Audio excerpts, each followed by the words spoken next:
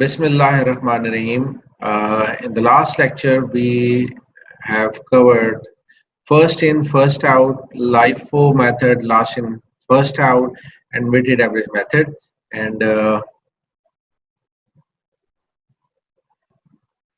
And after a short recap, we will move forward. जी तो FIFO के features क्या हैं जी FIFO gives us a better indication of the value of ending inventory. वैसे मैं आपको एक चीज बता दूं कि जब हम इन्वेंट्री रिसीव करते हैं उसी को हम FIFO के अंदर फर्स्ट इन होती है वही इन्वेंट्री और उसी को हम सबसे पहले सेल आउट या इशू कर देते हैं स्टोर से।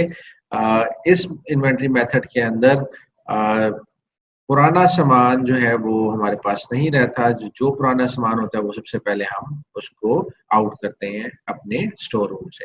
It also increases net income because inventory that might be several years old is used to value the cost of goods sold. जी जब सबसे पुरानी इन्वेंट्री जब हम सबसे पहले निकाल के बाहर इशू करते हैं तो उसकी वजह से हमारी कॉस्ट ऑफ गुड्स सोल्ड भी जो है वो कम आती, क्योंकि इसकी वजह ये है कि जैसे जैसे इन्फ्लेशन रेट बढ़ता जा रहा है वैसे वैसे चीज़ों की कीमतों में इजाफा होता जाता है। तो पुरानी चीज़ ऑब्वियसली हम लोगों ने सस्ते दामों पे खरीदी होगी, तो जब हमारी सस्ते दामों से हम कोई चीज़ बनाएंगे, फिनिश गुड्स बनाएंगे, तो ऑब्वियसली उसकी प्राइस जो है वो कॉस्ट जो है उसकी कम आएगी। Increasing net income sounds good, but remember that it also has the potential to increase the amount of taxes that a company must पे।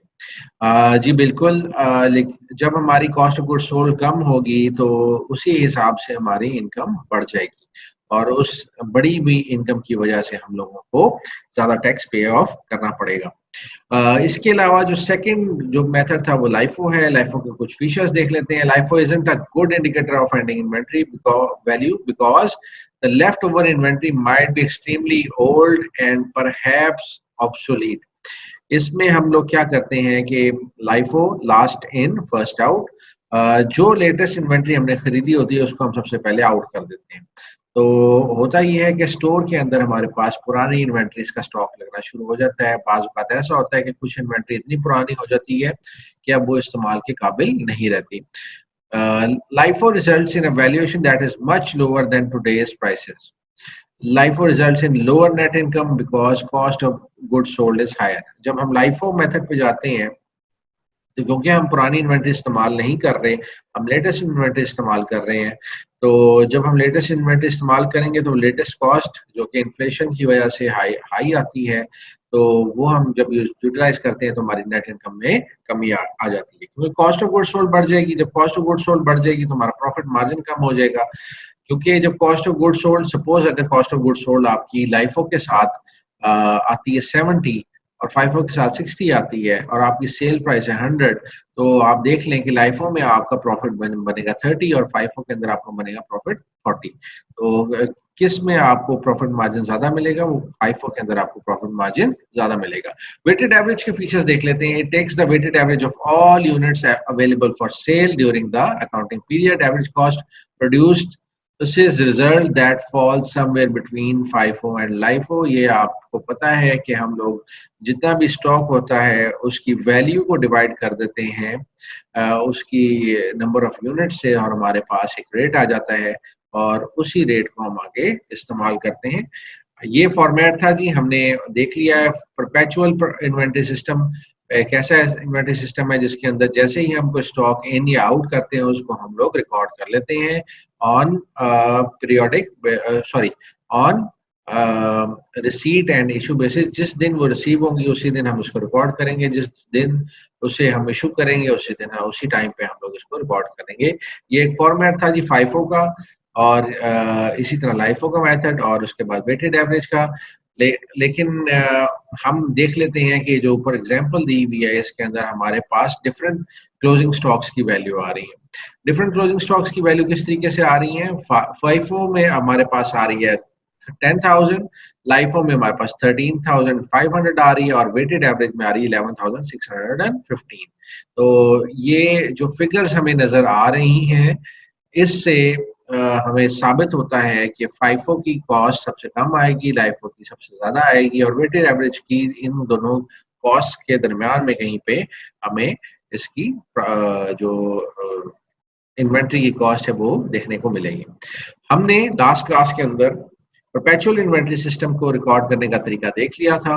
अब कि उसका स्टोरेज कार्ड उससे किस तरीके से बनता है, अब हम देखते हैं कि पीरियोडिक इन्वेंट्री सिस्टम की रिकॉर्डिंग हम किस तरीके से करते हैं। पीरियोडिक इन्वेंट्री सिस्टम क्या होता है, इसके अंदर हम कॉन्टिन्यूस रिकॉर्ड ऑफ इन्वेंट्री नहीं रखते, इसके हम साल के एंड के ऊपर जाके एक ही दफा हम इसकी रिकॉर्डिंग करते हैं। आपको फॉर्मेट दिखा देता हूँ। This system is not much used, तो लेकिन हम लोगों को पता होना चाहिए कि ये सिस्टम क्या है। अच्छा जी, ये एक एग्जांपल हमें दी हुई है, इसमें क्या कहता है जी कि बिगिनिंग इन्वेंट्री हमारी है 1500 यूनिट्स की, और उसकी प्राइस है हमारे पास 900, तो टोटल कॉस्ट बनती है 13,50,000। सिंपली मल्टीप्लिकेशन की हुई है यूनिट्स को पर यूनिट कॉस्ट से मल्टीप्लाई किया हुआ है। उसके बाद वो हमें बताता है कि आपने परचेजेस की थी, 3 दफा परचेजेस हुई हैं, और परचेजेस का ये बता देता है हमें, टाइम के हिसाब से दे देता है कि परचेजेस फर्स्ट वन जो हुई थी वो 1000 यूनिट्स थे, वो 1000 ही उसकी कॉस्ट थी। परचेजेस 2 में भी 1000 यूनिट्स थे और कॉस्ट थी उसकी 1100, और परचेज 3 के अंदर 1000 यूनिट्स खरीदे थे और उसकी कॉस्ट आई थी 1200 के हिसाब से। इन दोनों की तीनों की प्राइसेस देखी हैं। इसके बाद हमने क्या किया, सिंपली इसको टोटल कर दिया। 4500 यूनिट्स हमें पता चल गया कि हमारे पास पूरे साल के अंदर हमने 4500 यूनिट्स खरीदे थे जिसकी कॉस्ट थी 46,50,000। अब हमें बताई जा रही है, जो नेक्स्ट इंफॉर्मेशन आ रही है वो हमें बता रहा है कि ये 3000 यूनिट्स जो है हमने सेल किए हैं। अच्छा, इसके अंदर कुछ स्टूडेंट्स कंफ्यूज हो जाते हैं कि सेलिंग प्राइस अगर दी हो तो हम उसके साथ क्या ट्रीटमेंट करें। तो मैंने कुछ स्टूडेंट्स को बताया भी था कि जब अगर आपको सेलिंग प्राइस दी हो तो स्टोर लेजर कार्ड के अंदर उनका उस सेलिंग प्राइस का कोई काम नहीं है। उसके अंदर आपने सेलिंग प्राइस से कुछ भी इशू नहीं करना, ये आपको सिर्फ मिसलीड करने के लिए इंफॉर्मेशन दी जाती है। अगर आपने सिर्फ स्टोर लेजर कार्ड बनाना है तो आपको सेलिंग प्राइस की कोई जरूरत नहीं है, लेकिन अगर आप आगे जाके इनकम स्टेटमेंट बना रहे हैं तो तब सेलिंग प्राइस आपकी सेल्स की अमाउंट को जो है कैलकुलेट करने के अंदर हम उसको इस्तेमाल करते हैं। खैर, हमें सेल्स का बता दिया है कि 3000 यूनिट्स हमने सेल किए हैं। इन 3000 यूनिट्स को सेल करने में अब हमने कौन सा मेथड इस्तेमाल करें, हम इस्तेमाल करें फाइफो मेथड।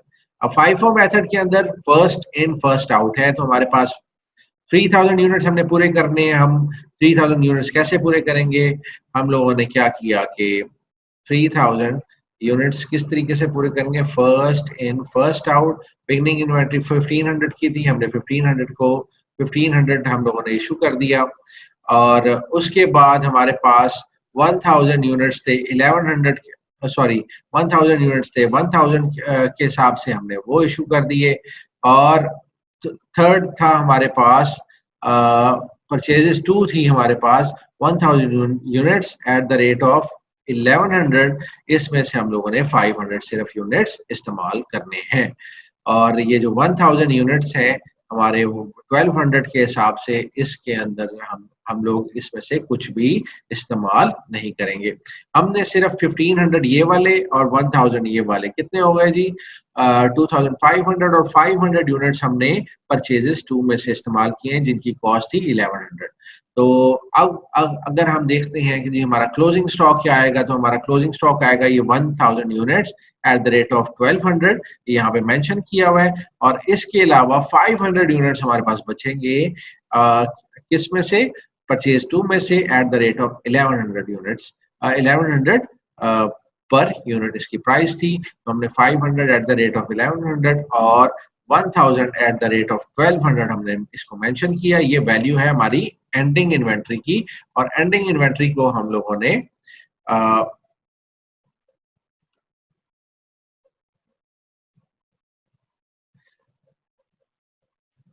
एंडिंग इन्वेंट्री को हम देखते हैं जी, एक सेकेंड जी।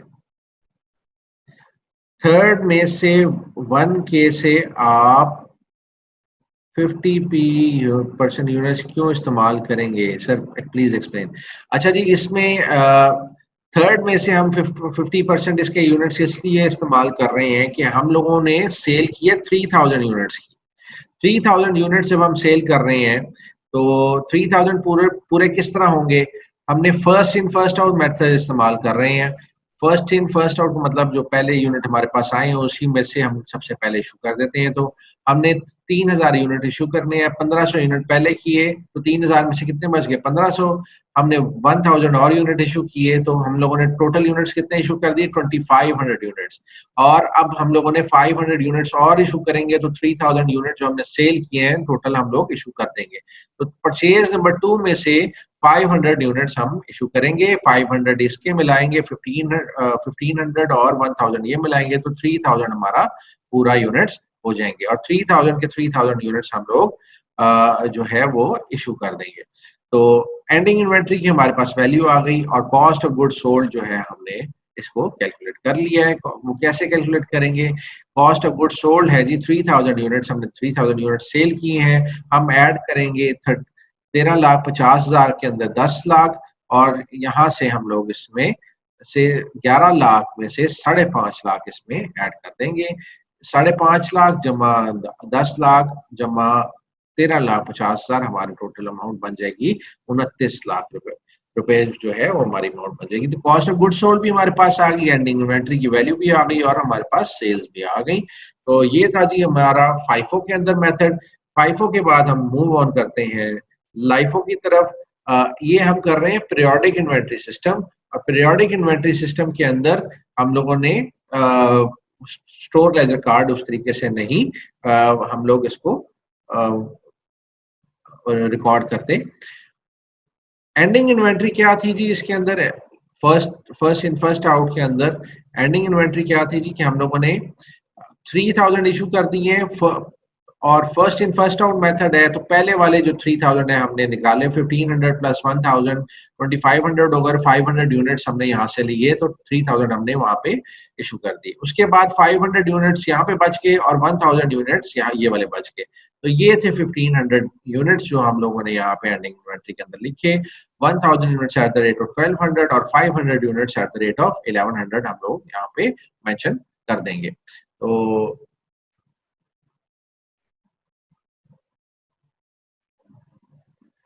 अच्छा जी, नेक्स्ट है जी लाइफो मेथड। लाइफो मेथड के अंदर लास्ट इन फर्स्ट आउट हम करेंगे। हमने 3000 यूनिट्स हमने इशू करने हैं, सेम वही स्केड्यूल है पहले बना हुआ और उसके बाद हमने सेल किए हैं जी 3000 यूनिट्स। अब 3000 यूनिट्स हम लोगों ने लास्ट वाले 3000 यूनिट्स हमने इशू करेंगे। तो हम परचेज 3 के 1000 यूनिट्स, परचेज 2 के 1000 यूनिट्स और परचेज 1 के 1000 यूनिट्स, ये तीनों को मिलाएं तो 3000 यूनिट्स बनते हैं। हमने ये तमाम के तमाम इशू कर दिए और हमारे पास क्लोजिंग इन्वेंट्री आ गई 1500 यूनिट्स की एट द रेट ऑफ 900। हमने क्लोजिंग इन्वेंट्री को यहाँ पे लिख लिया और साथ में कॉस्ट ऑफ गुड सोल्ड में हम लोगों ने इन तीनों की अमाउंट्स को ऐड किया और इनका टोटल लिया तो हमारे पास 33 लाख की जो है वो कॉस्ट ऑफ गुड सोल्ड आ गई। 33 लाख की जब कॉस्ट ऑफ गुड सोल्ड आ गई तो 33 लाख की जो कॉस्ट ऑफ गुड सोल्ड आ गई तो हमारे पास साथ ही हमारी एंडिंग इन्वेंट्री की वैल्यू भी निकल आ जाएगी जो कि 13,50,000 है। और इसी तरीके से हम ले लेंगे अपना वेटेड एवरेज मेथड के अंदर। वेटेड एवरेज मेथड को अगर हम पीरियोडिक सिस्टम में देखें तो हम लोगों ने क्या करना है, हम लोगों ने सिंपली कॉस्ट टोटल कॉस्ट जो है हम लोगों ने जो खर्च की है यूनिट्स एक्वायर करने पे वो उसको हम डिवाइड कर देंगे नंबर ऑफ यूनिट्स पे। तो यहाँ पे हम लोगों के पास टोटल कॉस्ट आ रही है 46,50,000। इसको डिवाइड करेंगे हम लोग 4500 से तो हमारे पास जो एवरेज कॉस्ट आ जाएगी वो आ जाएगी 1033। 1033 जब आई हमारे पास कॉस्ट तो हम लोगों ने क्या किया, सिंपली 1033 पे ही हम लोगों ने इसको इशू करना है। एंडिंग इन्वेंट्री की वैल्यू हमें पता है जी कि 4500 यूनिट्स में से 3000 इशू हो जाएंगे तो हमारे पास 1500 यूनिट्स बच जाएंगे। उसकी कॉस्ट भी 1033 है, और जो कॉस्ट ऑफ गुड्स सोल्ड है, जो 3000 इशू की है हमने यूनिट्स, उनकी कॉस्ट भी 1033 है। तो हम सिंपली क्या करेंगे जी, हमने मल्टीप्लीकेशन की है और 3000 यूनिट्स को मल्टीप्लाई किया 1033 से, तो हमारे पास आ गए हैं 31,05,000 रुपया की हमारे पास अमाउंट आ गई कॉस्ट ऑफ गुड्स सोल्ड की। और एंडिंग इन्वेंट्री की जो अमाउंट है हमारे पास 15,39,500 आई है, और ये है हमारी एट द रेट ऑफ 1033 के हिसाब से। और ये था जी हमारा परपेचुअल के बाद periodic inventory system. Periodic inventory system के अंदर जो है हमने रिकॉर्डिंग एक दफा ही करनी है, हमने साथ साथ उसकी रिकॉर्डिंग नहीं करनी, और साथ साथ इश्यूज और साथ साथ परचेजेस और साथ साथ इश्यूज नहीं करना, बल्कि हमने एक ही दफा इसके तमाम डाटे को कलेक्ट करना है, परचेजेस को अलग लिखना है, और उसमें से सेल्स की फिगर को हमने इशू कर देना है अमाउंट को, और एक दफा ही हमने first in first out method, life of method और वेटेड एवरेज मेथड के हिसाब से हमने इसको इशू कर देना है। इसके बाद जी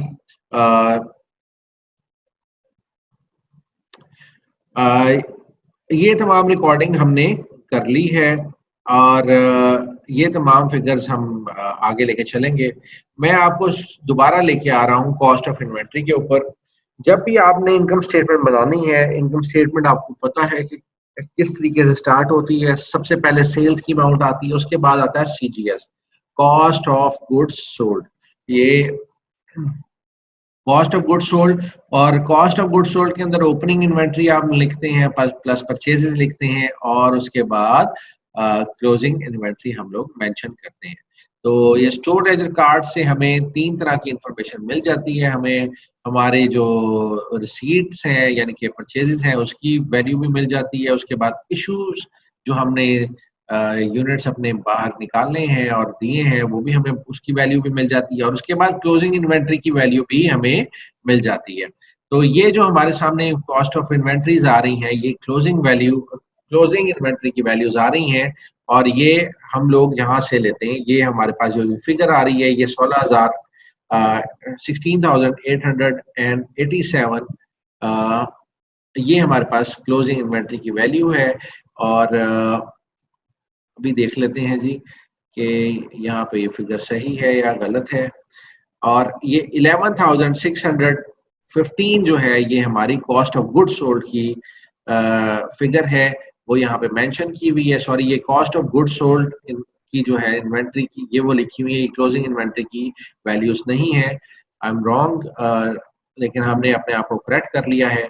और इसी तरीके से लाइफो के अंदर ये 13,500 की फिगर है, ये वो उस चीज की, ये उस इन्वेंट्री की वैल्यू है जो कि हम इशू कर चुके हैं। इशू का मतलब हम सेल कर चुके हैं, हमारे पास से जा चुकी है। तो एक कॉस्ट ऑफ गुड्स सोल्ड की इन्वेंट्री की ये वैल्यू है, और क्लोजिंग स्टॉक की वैल्यू है 15,000, और हमने इसको इसी तरीके से मेंशन करना है।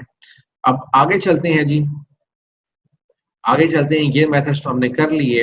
अब हमने कुछ 4 से 5 अदद फार्मूलाज करने हैं, और फार्मूलाज जो है ये सिंपली डिफरेंट इन्वेंट्री के लेवल्स के ऊपर, या फिर आपने कितना इन्वेंट्री का लेवल मेंटेन करना है अपने स्टोर्स के अंदर, ये उसके ऊपर बेस्ड हैं। और ये प्री डिटरमिन्ड फार्मूलाज हैं, इनको हम लोगों ने याद कर लेना है, ये हमारे दिमाग में हो।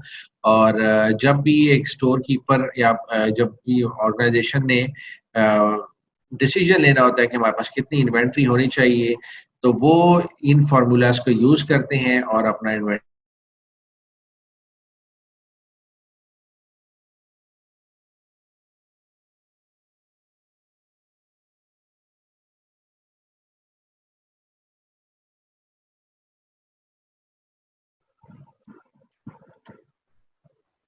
जी, आई होप कि अब आपको मेरी आवाज आ रही होगी।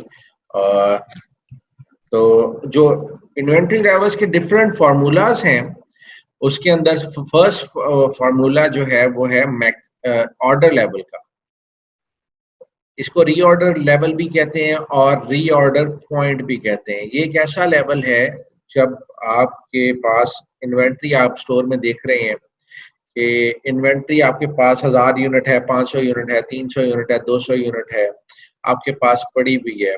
तो एक ऐसा लेवल सपोज कि ऑर्गेनाइजेशंस में आपको पता है कि हर टाइम पे प्रोडक्शन का अमल जारी होता है, मैन्युफैक्चरिंग कंसर्न्स हैं, उन्होंने रॉ मटेरियल खरीदा है, उस रॉ मटेरियल को वो कन्वर्ट करेंगे फिनिश गुड्स में और उसको सेल करेंगे। और ऑर्गेनाइजेशंस के अंदर इस चीज का हमें इदराक होना चाहिए कि प्रोडक्शन प्रोसेस जो है वो कभी भी नहीं रुकता, और अगर वो रुक जाएगा तो उसकी कॉस्ट जो है वो काफी हैवी पे करनी पड़ती है ऑर्गेनाइजेशंस को। तो इसलिए ये 24/7 भी ऑर्गेनाइजेशन चलती हैं, मीन्स के फैक्ट्रीज चलती हैं, या 9 to 5 चलती हैं, या 9 to 10 चलती हैं, कंपनीज में काम होता रहता है। तो अब होता है ये है कि इन्हें हर टाइम पे अपने लिए रॉ मटेरियल जो है वो उसकी एक खास इन्वेंट्री उनको मेंटेन करनी पड़ती है, उसकी तादाद होनी चाहिए एक खास लेवल तक। तो उस इन्वेंट्री को मेंटेन करने की वजह ये है कि कभी भी ऐसा सिचुएशन नहीं आनी चाहिए ऑर्गेनाइजेशन के अंदर कि आपके पास स्टोर के अंदर रॉ मटेरियल खत्म हो जाए। रॉ मटेरियल खत्म होगा तो आपकी तमाम की तमाम लेबर जो है वो बेकार बैठेगी और आपकी प्रोडक्शन जो है वो प्रोसेस रुक जाएगा।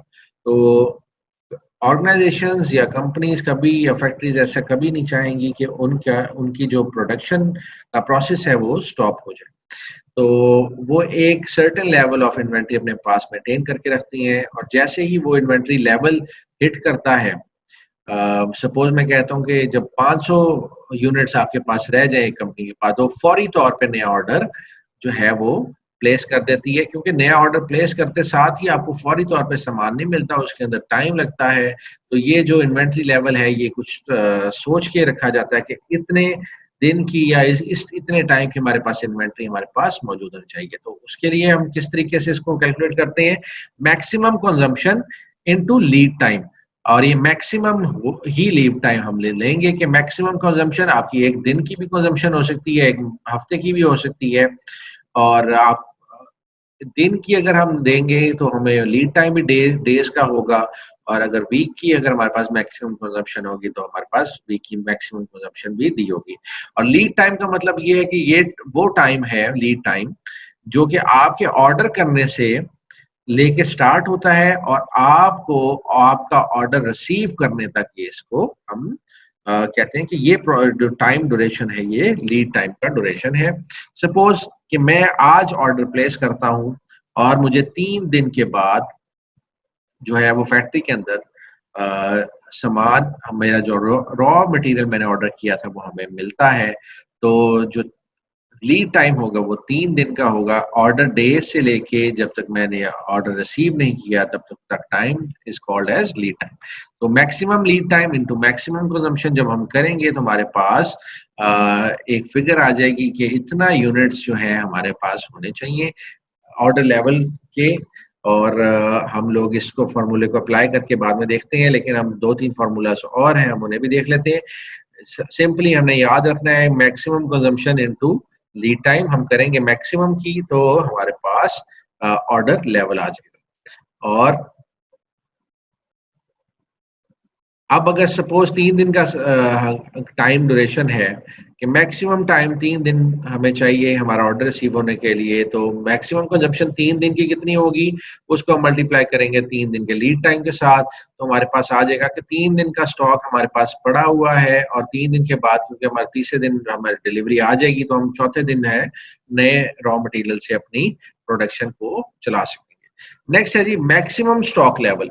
ये वो स्टॉक लेवल है जो कि आपने मैक्सिमम स्टॉक आप अपने पास मेंटेन करके रख सकते हैं, यानी कि आपका स्टॉक लेवल इससे ज्यादा नहीं होना चाहिए वरना आपको ज्यादा कॉस्ट पे ऑफ करनी पड़ेगी। इसके लिए या तो ये स्टोर की कैपेसिटी होगी कि स्टोर के अंदर इससे ज्यादा सामान हम नहीं रख सकते हैं, या हमारे पास स्टोरेज फैसिलिटी इससे ज्यादा नहीं होगी। अब इसके अंदर हम देखते हैं कि इसका फॉर्मूला क्या है जी, रीऑर्डर लेवल लास्ट फॉर्मूला इसमें यूज हुआ है। रीऑर्डर लेवल में से माइनस करेंगे minimum consumption into lead time. अब याद रहे कि ये मिनिमम कंजम्पशन है, पहले हमने रीऑर्डर लेवल के अंदर मैक्सिमम कंजम्पशन यूज की थी और ये हम मिनिमम कंजम्पशन यूज कर रहे हैं। Minimum consumption into lead time करेंगे मिनिमम के साथ। और इसके बाद एक और चीज है इकोनॉमिक ऑर्डर क्वांटिटी, ईओक्यू इसको कहते हैं। इसको हम लोग सेपरेटली अब देखेंगे कि इकोनॉमिक ऑर्डर क्वांटिटी क्या होती है। ये थोड़ी देर में मैं आपको एक्सप्लेन कर देता हूँ, क्योंकि जब इसका फॉर्मूला आएगा तो तब आपको मैं एक्सप्लेन करना आसान हो जाएगा। तो minimum consumption into lead time, यानी कि मिनिमम लीड टाइम कितना है और मैक्सिमम लीड टाइम कितना है। मैक्सिमम की हम लोग कैलकुलेशन पहले कर चुके हैं, लेकिन हम मैक्सिमम स्टॉक लेवल के अंदर हम देखते हैं कि minimum consumption into minimum lead time आपका कितना है कि आपका स्टॉक आपके पास आ जाए और आपकी मिनिमम कंजम्पशन डे की कितनी हो सकती है। यानी कि अगर एक दिन में आप मैक्सिमम 100 प्रोडक्ट्स बनाते हैं, तो आप अगर मिनिमम प्रोडक्ट भी बनाए तो आपकी मिनिमम प्रोडक्ट अगर 80 प्रोडक्ट है तो आपके पास इतना स्टॉक होना चाहिए। खैर, और रीऑर्डर लेवल माइनस करेंगे हम minimum consumption into lead time को, और साथ में ऐड कर देंगे इकोनॉमिक ऑर्डर क्वांटिटी, तो हमारे पास मैक्सिमम स्टॉक लेवल आ जाएगा। नेक्स्ट इज जी मिनिमम स्टॉक लेवल।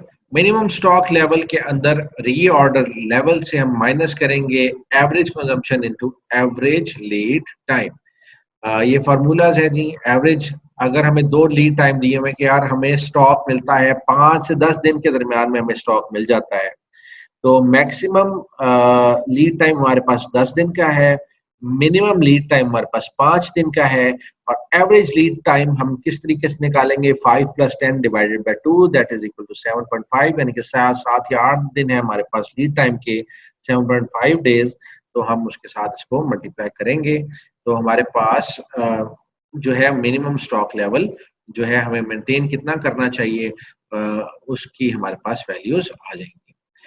और जी, ईओक्यू मैं अब आपको थोड़ी देर में एक्सप्लेन कर देता हूँ। नेक्स्ट ये फॉर्मूले के बाद पांचवा फार्मूला जो हमारा है वो ईओक्यू का ही फॉर्मूला है, डेंजर लेवल।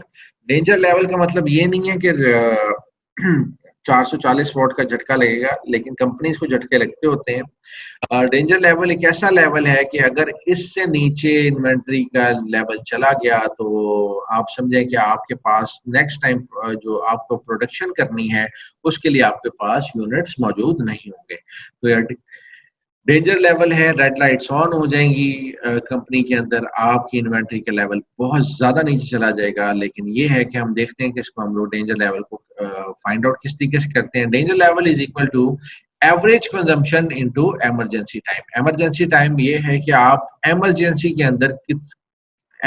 अंदर कितनी जल्दी आप रॉ मटेरियल अरेंज कर सकते हैं।